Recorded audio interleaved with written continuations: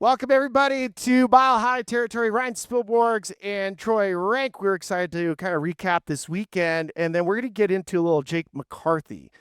Jake McCarthy it's been unbelievable. And Troy, you had a great story that we definitely want to get into. All right, Troy. So this weekend, Reds, Rockies. Rockies finally beat the Reds. They had lost 7 in a row, but it ends up being a very sloppy weekend. The Reds ended up bombing. They hit 10 home runs, which is the most home runs they've hit since 2003. Coors Field was very, very Coorsy this weekend. The ball was flying. Yeah, Feltner didn't have any secondary pitches. He was left naked out there by the second inning. He was in deep, deep waters and he couldn't escape.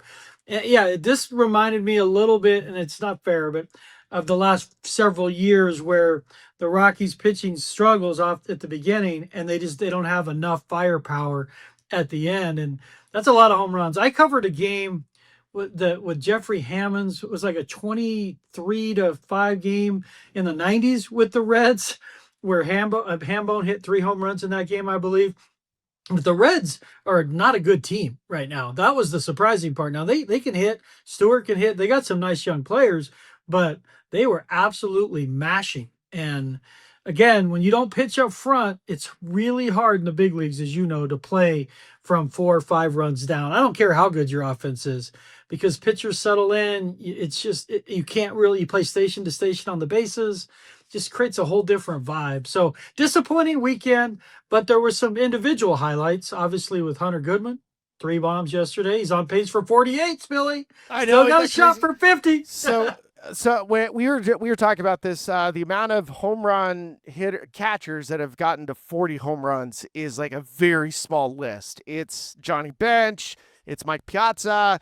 It's what was it? Todd Hundley. It's really like a very small Pudge Rodriguez on that? Pudge? Not from the National League, so not on the National League side. So Hunter has a legit shot to get to 40, no problem, and then maybe even mid 40s, which would be insane because 3 home runs. And by the way, I believe it's the first or second time in history that a guy's had 2-3 home run games in the same season. So it's the first time a Rocky's ever done it. First time a Rocky's ever done it, and I think there's some historical context behind that as well. I do want to touch on, we talked about Gabriel Hughes on Friday, and he threw on Friday. Cutter work just fantastic. It was exactly the way that we thought. He looked awesome. Warren Schaefer's been very cautious with some of the starters of late, so we've seen Sugano come out maybe a little bit early. He was coming off the IL on Saturday, so he's at 77 pitches. So he did not get, 7 innings. Gabriel Hughes probably could have got himself out of the 6th inning, but they did go to Jimmy Herget after a double, and then Herget gives up a 2-run shot. I understand it, but at the same time, I kind of want to see some of these guys like push through some barriers. In both cases, totally understandable. First game back after a break for Gabriel Hughes, young pitcher trying to protect, and then Sugano-san. He's getting into the 7th inning and he's just come off the IL. So I get it, but you do see like some of the old school me is like, come on, let him get it. Let him get that little last little taste, because that's something that's really important. I mean, I understand it. I don't like it, especially with Hughes. I mean, what are we saving him for? I mean, the guy's young cat, he's had a long break. That means he's rested. I totally get it with Sagano because he's coming off the IL and he's in his mid-30s. Like, you got to be careful at altitude with him. I just used to be, if you didn't work 6 innings, you just felt like a failure as a starting pitcher. I mean, those days are so long gone and over the last decade because of specialization. But the problem with specialization is you got to have 5-6 really good relievers. And Herga didn't have it. And you were talking about it played Coorsy. That 1 home run he gave up, he was like, what, are you kidding me? I mean, he couldn't believe it. He literally was like, he was like, what just happened? And I'm like, boy, I've seen a lot of those over the years. A lot of those where, like, I remember when Tom Lampkin came into Coors Field one time, and it was like, these are the kind of weekends that defined Coors Field and gave it its horrible reputation.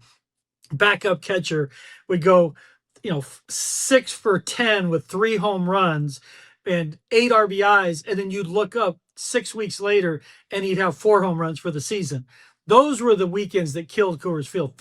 There was a year, I think it was Phil Nevin had like 25 or 30% of his season production at Coors Field. I mean, it was just like, but Herget's reaction reminded me, he was just like, what just happened? How did that ball go out? Yeah, because you had Jose Trevino and you had Tyler Stevenson, two catchers this weekend for the Reds, to your point, with 4 homers. And it's never been done where you have 5 home runs hit, which was on Sunday between both catchers, which is Hunter Goodman and Tyler Stevenson. That is crazy. If you're watching us, you already know we're wearing Mack Weldon right now as we talk about a great brand that makes things so comfortable and easy to wear. But if you're listening to the show, let me tell you a little bit more about Mack Weldon with my friend Eric Kratz. Yeah, it's comfortable, it's light, it's summertime right now. For me, though, they cater to what I need, tall clothes. Normally when I buy tall clothes, it's like something that's cumbersome and boxy. It still fits incredibly well, super light, perfect for the summertime. They got me all covered. Comfortable performance material can be yours. Mack Weldon is the spot. Don't sweat the heat this summer. Feel as effortlessly cool as you look with Mack Weldon. Go to mackweldon.com and get 20% off your first order of $125 or more with promo code FOUL. That's MACKWELDON.com, code FOUL. All right, so you wrote this article, Jake McCarthy, about the athleticism. I've watched this video. If you get the chance, we'll make sure that we show it to you too.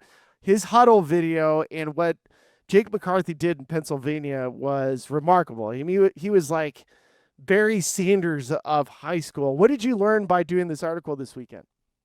Yeah, so for those who don't know, a huddle video is a high school athlete's recruiting video, HUDL. So hopefully we're going to be able to overlay it. If not, you can Google it and it'll pop up. But this was so his senior year of 2014. He graduated in 15, but his senior season was 14 in football. What did I learn was the guy was like an absolute wrecking ball. He looked like the actor from Fast Times at Ridgemont High after they destroyed his car. Except that was like every game for Jake. He had 351 yards in one game, 5 touchdowns in one game.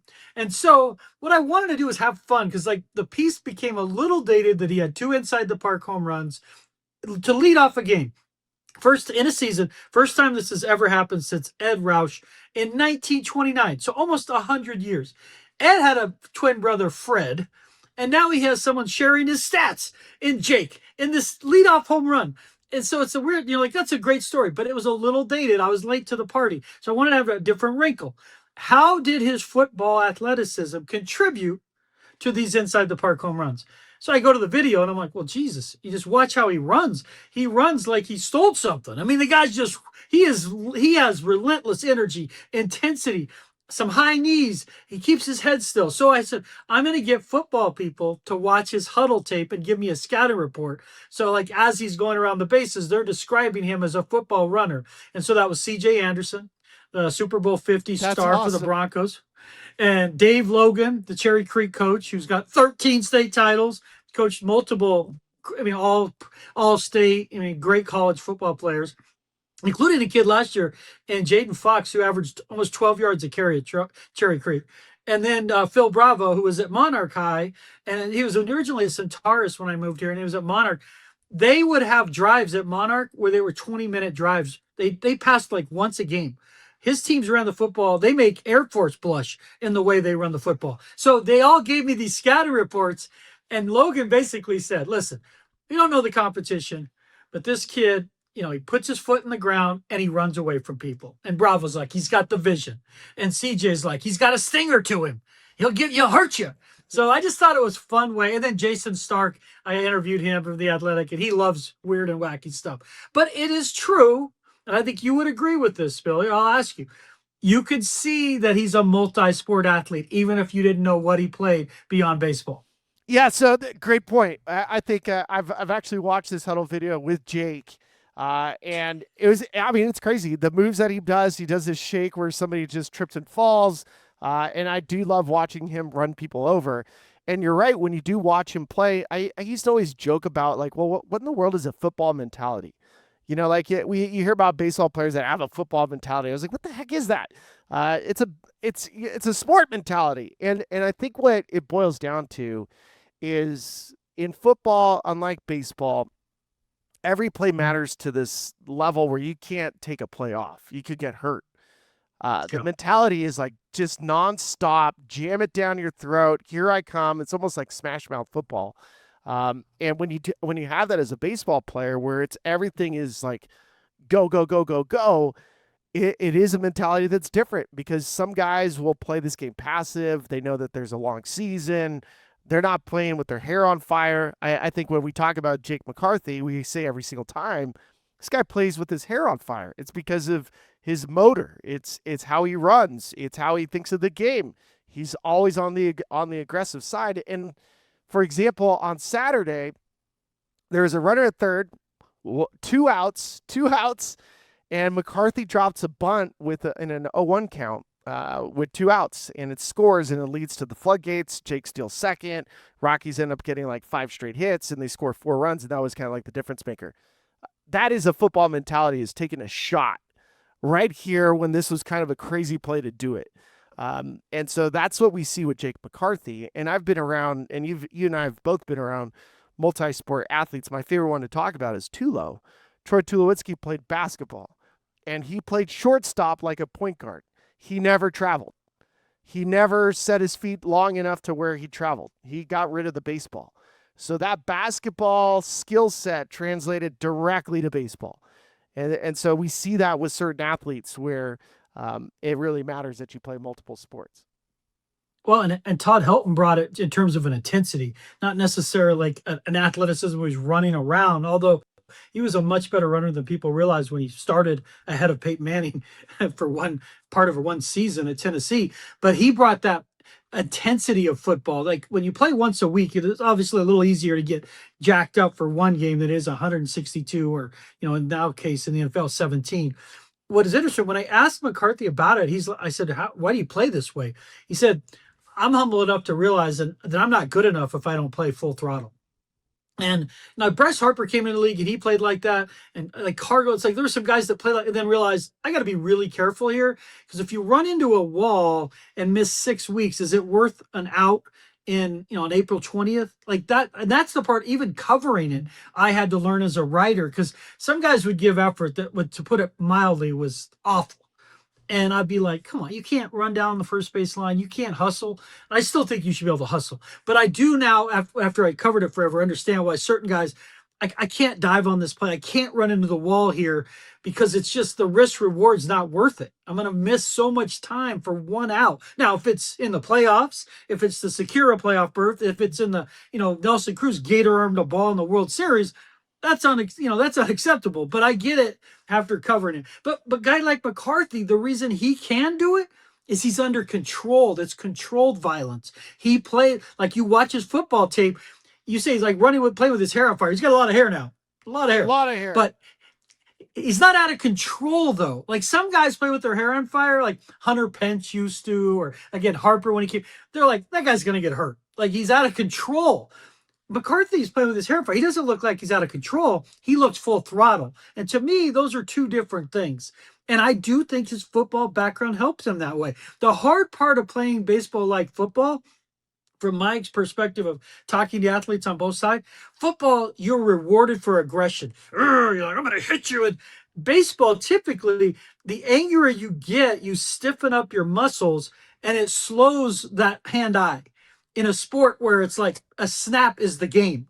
And so that's why it's hard, because I've come across a few people who are like, I hate the pitcher and I get in there and I hate him. And most guys tell me they can't because it tightens their muscles. Did you find that? If you tried to like create anger? I mean, well, anger, yes. I mean, there's times where I'd be like, I'm going to get this guy, and cuss to myself. But you're right. Like the best baseball players are calm. They relax. They're underneath the system. They're in full compete mode. Like, there's no way you're going to get this past me. I'm going to do my job. But you are calm. Like, and you can always tell the players that don't hit well with runners in scoring position or with the game on the line, because the game speeds up. They try doing too much, and then they make an out. The guys that are excellent, and you think back to like a Barry Bonds or even Nolan Arenado, guys with scoring position, there's like a calmness to it. They take a big deep breath and like they sit in there, they take the at bat, they wait for you to throw a pitch, and then they're aggressive with that swing. So I'm with you. Baseball is really unique where you can't over effort. You can over effort in other sports. You can run extra hard in basketball and hockey and football, but in baseball you can't over effort because your body won't allow you to hit the baseball. So good stuff. But Troy. over effort, real quick. That's the term, folks. If you hear this, is when guys over effort, it's called eye wash. That's where players will turn on another player and be like, "That's eye wash." Like, running the last 20 steps hard when you're out. So if you hear that term, folks, like that's eye wash. But McCarthy, you watch it and there's an authenticity to it. Yes. He does it all the time. And so when guys do it all, Bader plays like that. I don't even know where he's at. And I think he's in San Francisco.